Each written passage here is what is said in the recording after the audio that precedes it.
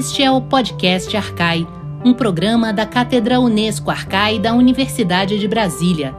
Cada episódio é dedicado a uma personagem que marcou a história do pensamento antigo.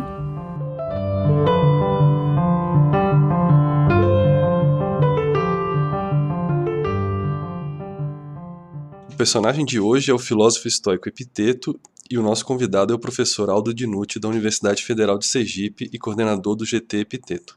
Eu sou Gustavo Gomes e junto comigo estão Gabriele Corneli e Fernanda Pio.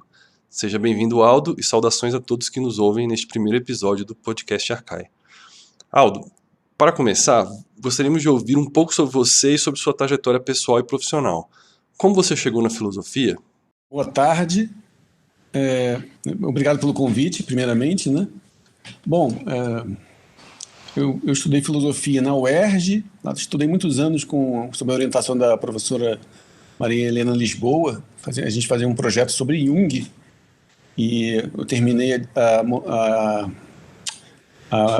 graduação fazendo uma monografia sobre Tom Jobim, sobre a imagem da mulher na poética de Tom Jobim. Depois eu fui para a PUC do Rio, estudei 6 anos lá com a Maura Iglesias, né? Estudei Platão, Aristóteles, Gorgias, sofística, enfim.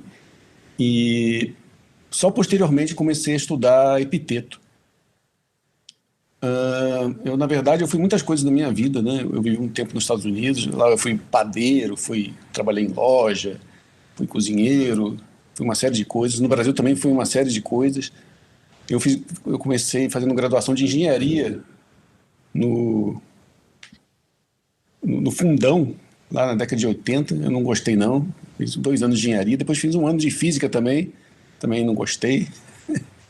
Eu achei interessante, porque foi uma experiência, né? Fui professor de inglês, enfim, eu fui até camelô em Paquetá, para você ter uma ideia. Então, fui várias coisas na vida. Aldo, você é o próprio Ulisses, então, né? É verdade, eu me defino o Politropos, né? De muitos caminhos diferentes. Maravilhoso isso. Fantástico, não é tão comum, de verdade, no nosso ambiente. Isso te trouxe certamente uma grande bagagem que deve ter servido também para a tua carreira depois acadêmica, né? Com certeza, eu trabalhei também ainda 2 anos como secretário do meu pai, e a gente trabalhava traduzindo, mandando e-mails em inglês para a Inglaterra. Ele trabalhava para Castrol Offshore, que é uma empresa que cuida de lubrificantes para essas torres de perfuração, né? Fluidos hidráulicos e coisas assim.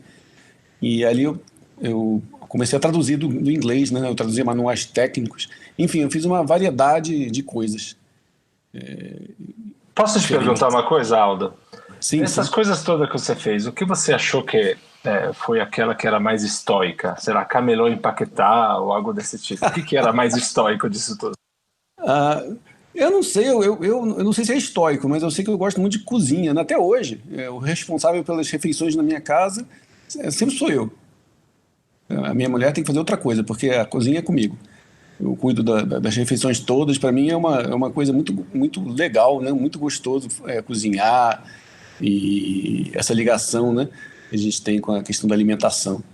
Então, talvez a profissão que eu tenha mais gostado, mais ainda do que trabalhar com filosofia, essa profissão de cozinheiro. Uma época, eu fui padeiro de bagel. É muito legal como você cozinha bagels. Não sei se vocês já viram. No primeiro, você pega a massa, você coloca num tacho fervente, depois tira os bagels lá de dentro e coloca no forno. E é interessante, né, que quando eu comecei a ler Epiteto, eu tive um sonho. Isso era no ano 2000, 2001, por aí.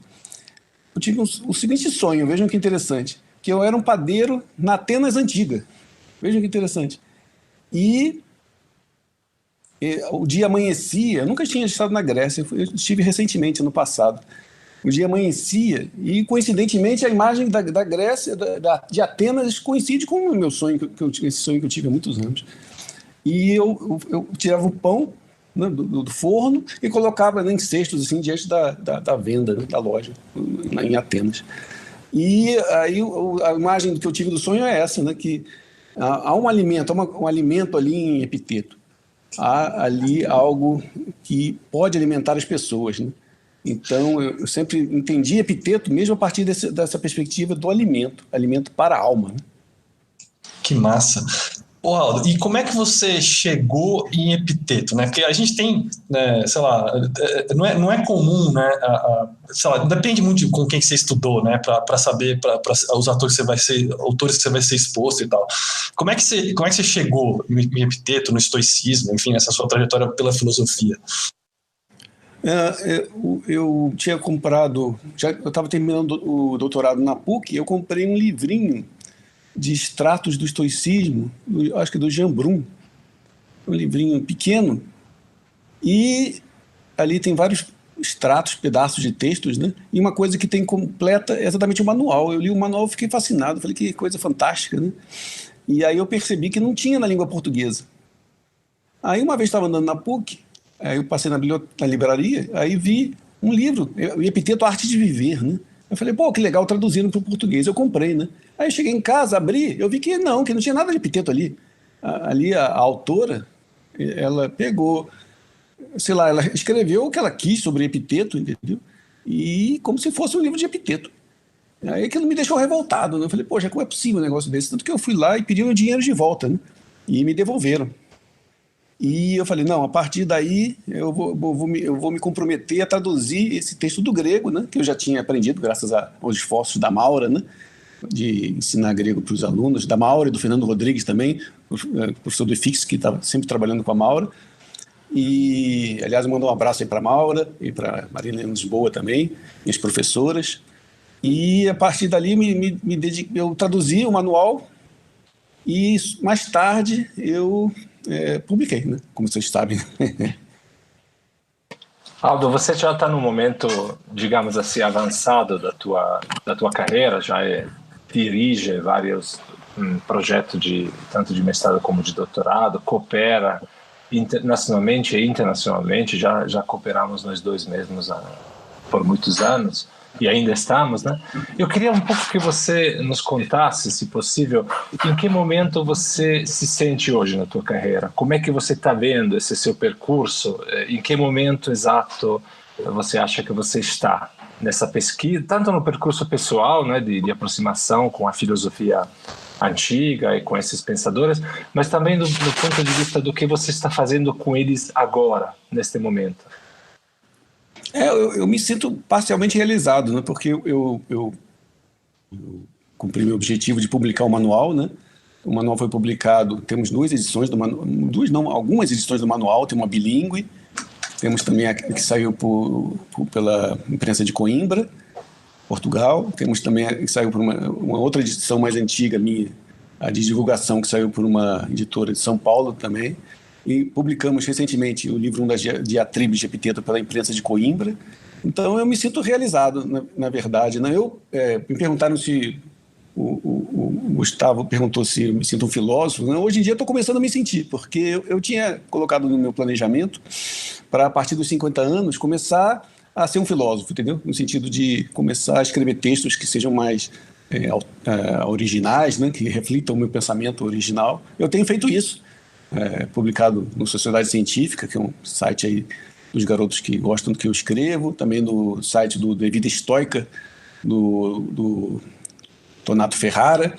E então eu estou me sentindo um momento realizado, né? Minha ambição agora é uma ambição de disseminação, certo? E é uma coisa difícil de fazer, mas eu estou visando essa questão da disseminação, porque é algo que as pessoas dão muito pouco valor ainda no Brasil. Ô Aldo, vamos passar agora já para falar propriamente do nosso personagem, né, que é o Epiteto. Eu vou te fazer uma pergunta que eu tenho uma dúvida cruel, assim, que é de gente maníaca mesmo. A gente escreve Epicteto, certo? Isso é em português do Brasil, isso é português de Portugal, ou em Brasil tinha que ser sem o C? Primeira coisa, assim, como é que é o nome dele? E aí, quem é Epiteto, né? Eu falei Epiteto, eu não falei Epicteto, mas enfim.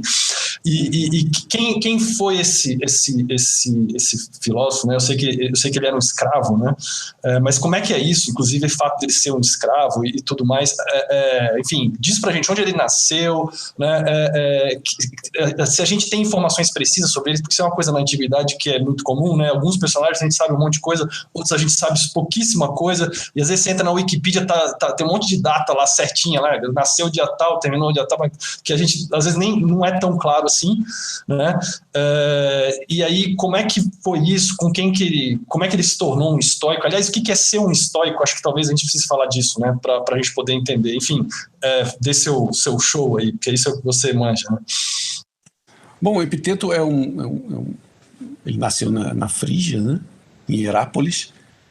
E, na verdade, temos muito pouca informação sobre o princípio da vida dele. A gente não sabe se ele nasceu como servo, se ele se tornou servo depois. A gente sabe que ele chegou em Roma como servo e que ele estava muito próximo de alguns acontecimentos importantes ali durante o período de Nero, né? E costuma-se relacioná-lo a Epafrodito, que era o liberto de Nero, aquele mesmo que depois ajudou Nero a se suicidar, né? Empurrando a faca um pouquinho, que Nero não conseguiu atravessar com a faca o seu peito, né? E atingir o coração.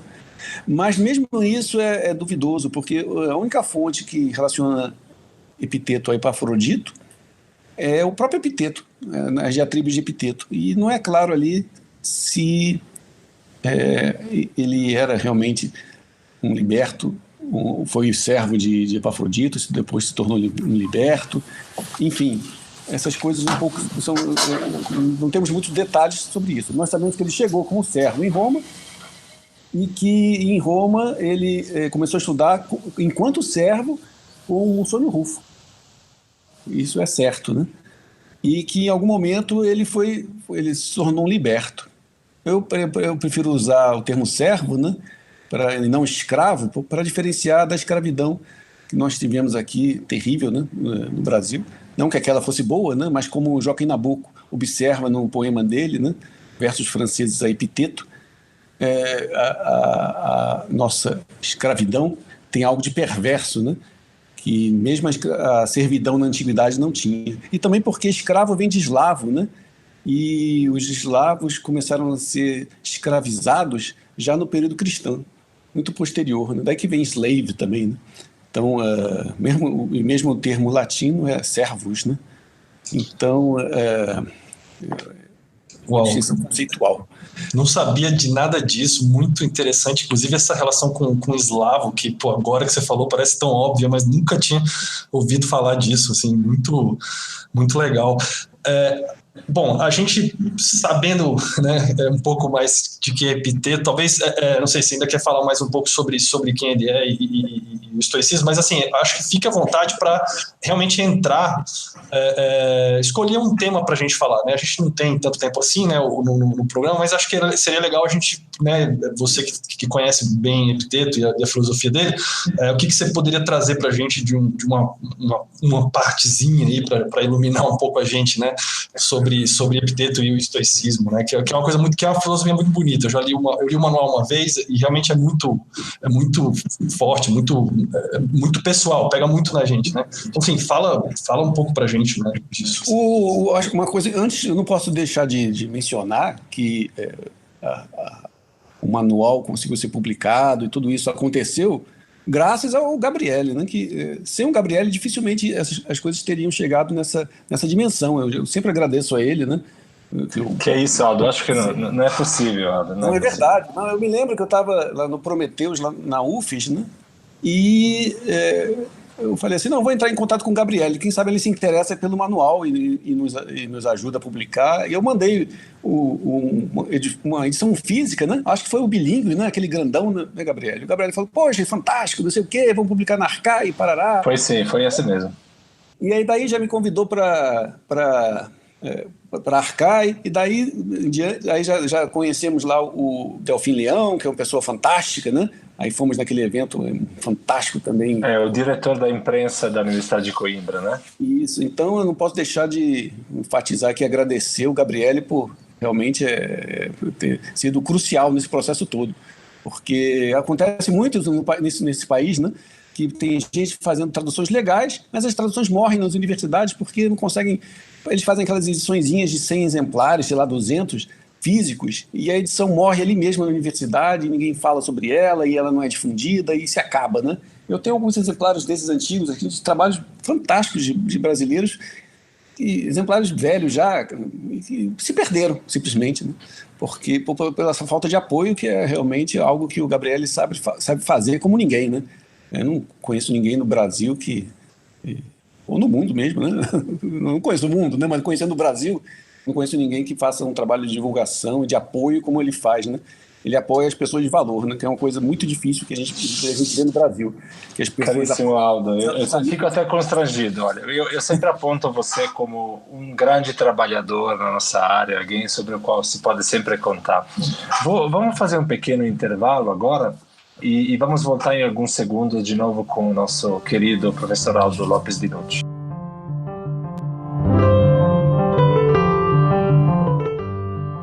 Você ouve Podcast Arcai, da Cátedra Unesco Arcai sobre as origens plurais do pensamento ocidental, da Universidade de Brasília. Assine o nosso conteúdo no lugar em que você costuma ouvir os seus podcasts. E não se esqueça de deixar seus comentários. Fique por dentro de tudo o que rola na cátedra em arcai.unb.br. Vou repetir, arcai, com ch.unb.br.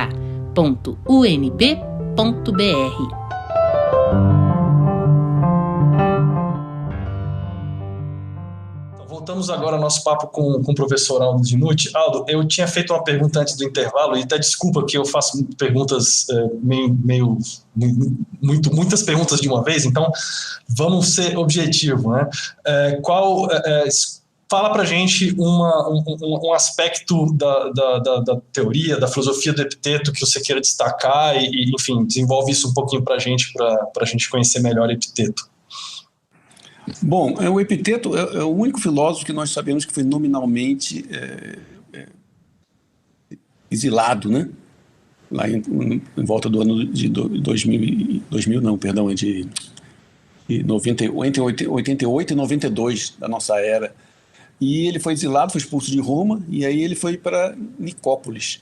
E lá ele fundou uma escola de filosofia. E essa escola de filosofia, nessa escola ele ensinava aquelas 3 partes da filosofia estoica, né? A lógica, a ética e a física.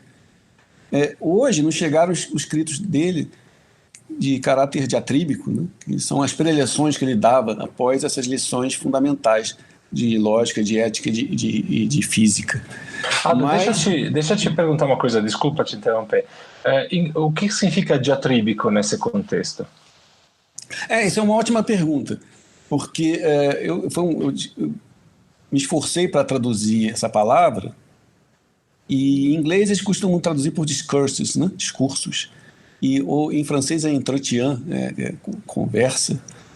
E eu não achei nenhuma das duas opções boas em português, porque discurso para nós tem uma acepção muito formal, né? E conversa é uma acepção muito informal. Enquanto a diatribe é um meio termo, certo? O estilo diatríbico já existe desde Bion e desde Teles, no século III a.C., e ele é caracterizado por uma preleção sobre tema moral que contém personificação de virtudes, diálogos em meio a conversa, né? Em meio à preleção. Diálogos imaginários, às vezes, né? Então, é alguma coisa assim, é uma espécie de preleção sobre tema moral, na qual o orador ele desenvolve, em alguns momentos, personificações. Sabe como a gente vê, por exemplo... Faz um exemplo para a gente, Aldo, de um tema moral e de uma personificação, exemplo, só para ter uma ideia exatamente do que você está contando, porque parece muito, muito interessante esse lá modo. Nas Memoráveis de Xenofonte, a gente vê quando Sócrates fala sobre Hércules encontrando o vício e a virtude, né? Aí a virtude fala, não, venha comigo, né?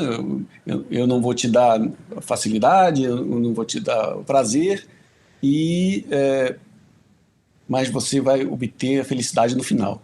Então, a personificação é isso, é literalmente você pegar uma virtude e fazer ela falar, né? Fazer dela um personagem no seu discurso, ou pegar mesmo um deus, muitas vezes, e personificá-lo no discurso.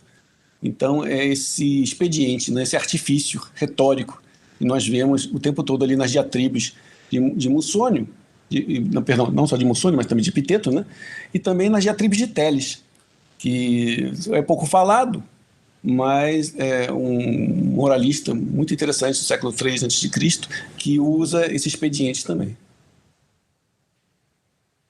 Aldo, você falava que Epicteto teria sido exilado, né, para fora de Roma, né, fora da Península Itálica. Se não estou errado, você pode me corrigir, isso aconteceu por um edito do imperador Domiciano, é correto? Exatamente.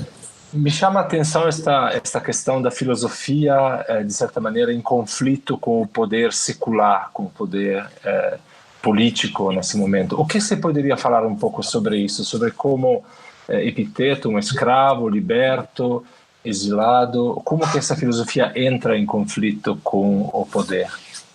Bom, a filosofia estoica entra em Roma já politizada, né? Diógenes da Babilônia, que era amigo de Cipião Emiliano, ele introduz a filosofia estoica ao Cipião Emiliano, que era um político eminente, e depois também temos Catão, de Útica, certo? Que comete o suicídio, né, um protesto pela quebra da República, a destruição da República por Júlio César. Então, essa vinculação do estoicismo com o republicanismo permaneceu até o fim de Roma, até o fim da Roma histórica, né? E isso se evidenciou pelo que se chama hoje de oposição estoica, ou às vezes oposição filosófica, porque não eram apenas filósofos estoicos, eram sobretudo estoicos, mas havia também filósofos cínicos e peripatéticos. E eles se guiavam pela ideia de um Estado onde houvesse a libertas, onde fosse mantida a libertas, que é a liberdade de expressão, certo? E uma lei igual para todos. E isso, Marco Aurélio coloca isso nesses termos no primeiro livro das meditações dele, e diz que o professor peripatético dele ensinou a ele sobre a questão da oposição estoica e os principais nomes, né? Como Traziapeto, Bárias Sorano, Agripino, e todos esses eles se caracterizaram por se opor sistematicamente aos imperadores tiranos, que eram aqueles que ameaçavam a libertas, e como Domiciano, como Nero e outros, né? Então, o Epiteto, ele é banido, exilado, dentro desse contexto, no qual a filosofia é vista como algo que ameaça a tirania, que ameaça a ditadura, né? Tanto inclusive, estamos publicando, eu e um ex-aluno meu, Carlos Enéas, um artigo sobre isso, um livro lá da UFBA, falando sobre essa luta de Epiteto, particularmente, contra a tirania. Tanto que, se você lê as diatribes, você vê essas referências, essas críticas à tirania o tempo todo. Isso é uma constante nas diatribes de Epiteto, as críticas à tirania. E isso culminou, né, com o Marco Aurélio, que ele tentou tanto ser um imperador quanto manter a libertas na medida que pôde no império, né? Tanto que ele não perseguiu pessoalmente nenhum senador durante o governo dele, e só teve que condenou alguns à morte, ou alguns foram condenados à morte por causa daquele golpe, né, que tentaram contra ele em certa altura, quando ele estava numa guerra na Germânia. Então, durante o período imperial, o estoicismo se caracterizou por isso, por esse republicanismo, por uma busca pela libertas, pela manutenção, pela ampliação da libertas, e por uma busca por um Estado no qual haja leis para todos, iguais para todos. Me chama um pouco a atenção, Aldo, esta extemporaneidade da busca republicana pela liberdade em tempos imperiais, né? É interessante um pouco, eu fico pensando em geral como a filosofia está sempre um pouco fora de lugar no contexto político, né? Você não acha? Com certeza, né? Tem até uma diatribe que Epiteto diz isso, né? Ele inclusive, ele alerta os estudantes dele para que eles não falem muito sobre isso com as pessoas, com qualquer um, né? Inclusive, ele cita uma anedota, um caso, né? Que ele está conversando com um senador de muitos anéis, porque os senadores romanos não são como a gente imagina, vê nos filmes. Nos filmes eles têm aquela túnica branca, né? E mais nada, né? Mas eles adoravam anéis, né? Eles estavam carregados de anéis de ouro e colares. Tanto que foi assim que foi encontrado o esqueleto de Plínio Velho, né? O Plínio Velho é o Plínio Jovem, agora não sei qual dos Plínios. O que morreu na erupção do Vesúvio. Finalmente conseguiram identificar o esqueleto dele. E estava com esses anéis e tudo mais. Então, o senador, né? O velho senador chega com seus anéis e começa a falar: poxa, mas isso que você fala é loucura, né? Pare de falar loucura. E Epiteto diz, né? Tá certo, senhor. Isso mesmo, não, desculpe, perdoe minha loucura, né? Mas me ame como se eu fosse um dos seus filhinhos, certo? Então, essa identificação da filosofia com a loucura, como filósofo comum em louco, era comum em Roma, né? E a contrapartida é que os filósofos também viam os homens comuns como loucos, né? No sentido que eles não viam as coisas como realmente eram, certo? Como aquele louco das piadas, né? Que acha que é Napoleão, né? Por que o cara acha que é Napoleão? Porque ele não sabe a realidade, que ele não é Napoleão. Então, da mesma forma, as pessoas que não investigam sobre quem são, onde vivem, que não se questionam, elas vivem num estado de permanente loucura porque elas pensam que são uma coisa que não são e pensam que estão num lugar que não estão. Excelente, Aldo. Muito bonita também a anedota, deliciosa.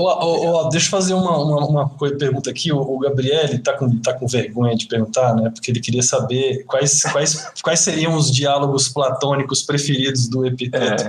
Eu tô com vergonha mesmo. Ou vamos colocar a pergunta de um modo menos platonizante, assim, quais seriam será que a gente consegue imaginar quais seriam os textos filosóficos ou influências de Epiteto, assim, enfim?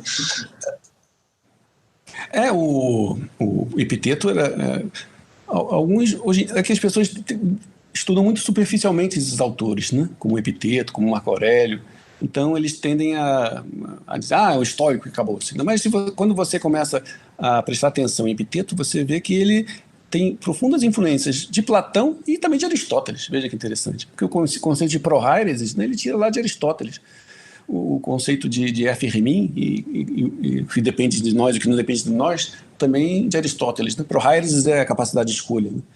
E de Platão, ele leu muitos diálogos e cita esses diálogos constantemente, como Fédon e Apologia. Eu acho que esses dois são os preferidos de Epiteto, no Fédon e Apologia, que ele cita o tempo todo, e ele, inclusive no final do manual, né, ele cita aquela frase: Anito e Meleto podem me matar, mas não podem me causar dano. Né?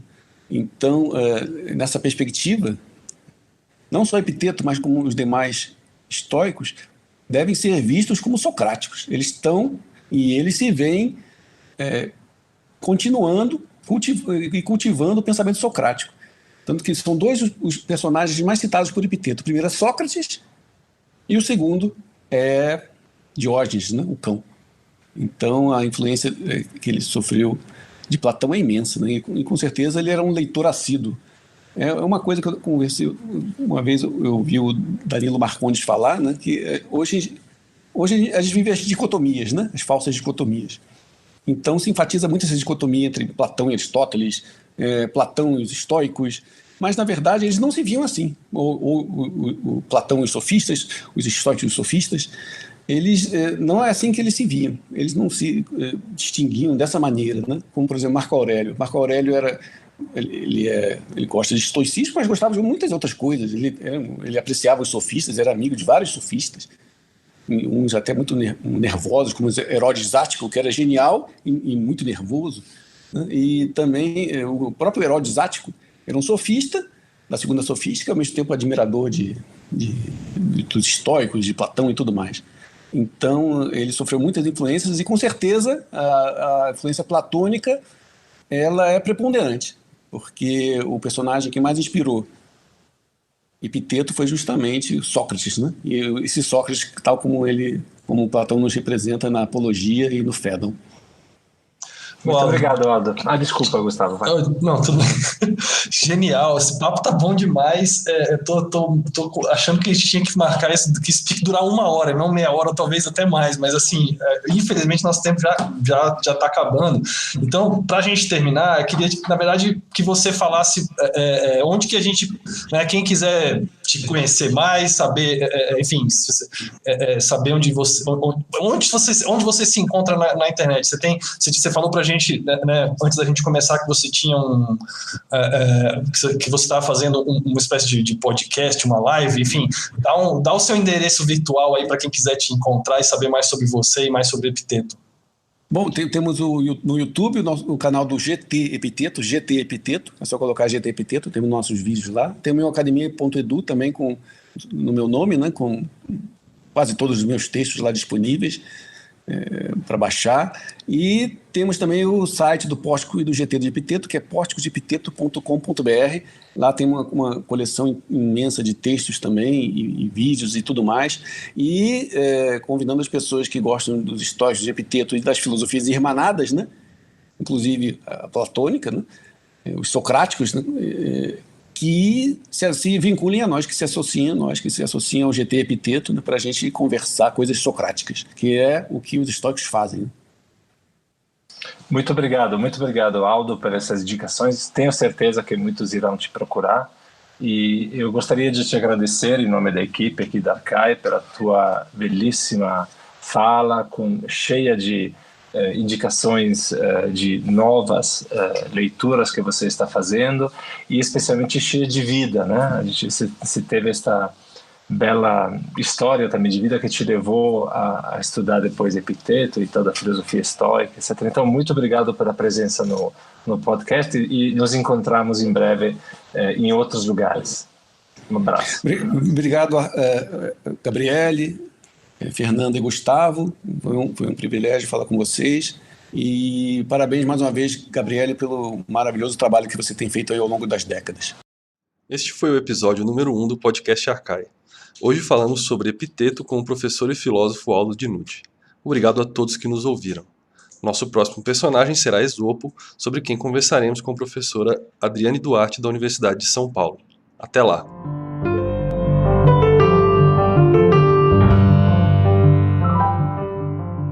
Você ouviu Podcast Arcai, da Cátedra Unesco Arcai, sobre as origens plurais do pensamento ocidental. Produção de Fernanda Pio, Gabriele Cornelli, Gustavo Gomes e Susumu Matsui. Locução Marcela Diniz. Trilha de Dan Bodan. Assine o Podcast Arcai no seu agregador favorito e deixe sua avaliação. A Cátedra Unesco Arcai integra o programa de pós-graduação em Metafísica da Universidade de Brasília. Acompanhe nossas atividades em arcai.unb.br. Até a próxima!